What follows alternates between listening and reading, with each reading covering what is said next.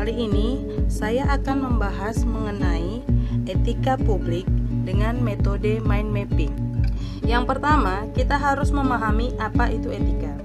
Etika lebih dipahami sebagai refleksi perilaku baik atau buruk, benar atau salah yang harus dilakukan, atau bagaimana melakukan yang baik dan yang benar.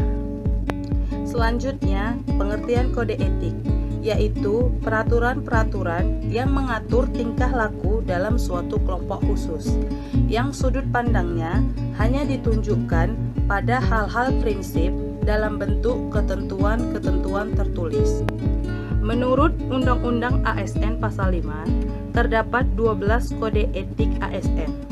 Yang pertama, melaksanakan tugasnya secara jujur, bertanggung jawab, dan berintegritas tinggi. 2. Melaksanakan tugasnya secara cermat dan disiplin. 3. Melaksanakan tugas sesuai dengan peraturan perundang-undangan yang berlaku. 4. Melayani dengan sikap hormat, sopan, dan tanpa tekanan. 5.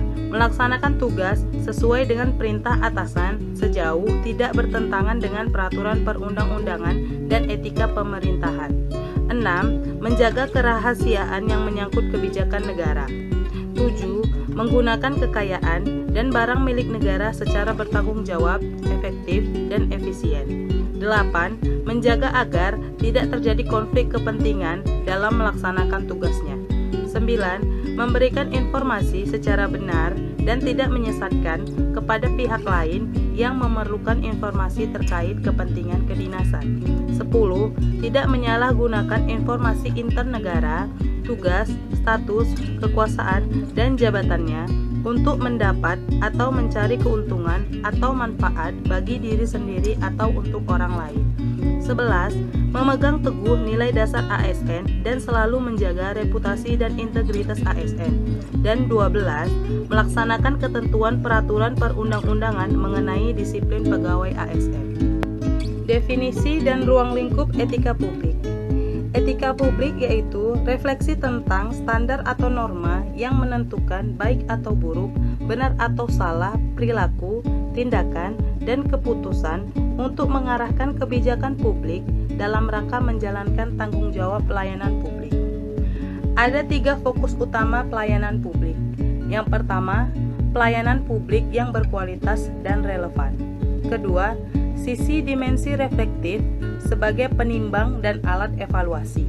Ketiga, modalitas etika, jembatan antara norma moral dan tindakan faktual. Bentuk-bentuk kode etik. Yang pertama, penggunaan kekuasaan atau legitimasi kebijakan. Kekuasaan yang memiliki legitimasi paling kuat adalah yang memenuhi landasan legitimasi etis. Kedua, konflik kepentingan.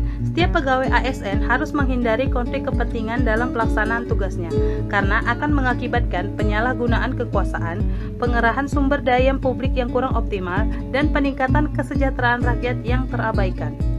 Implikasi kode etik dalam pelayanan publik.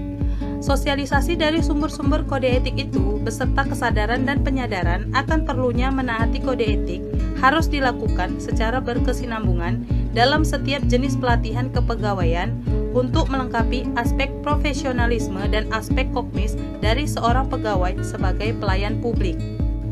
Demikian pembahasan saya mengenai etika publik. Terima kasih sudah mendengarkan. Salam sehat.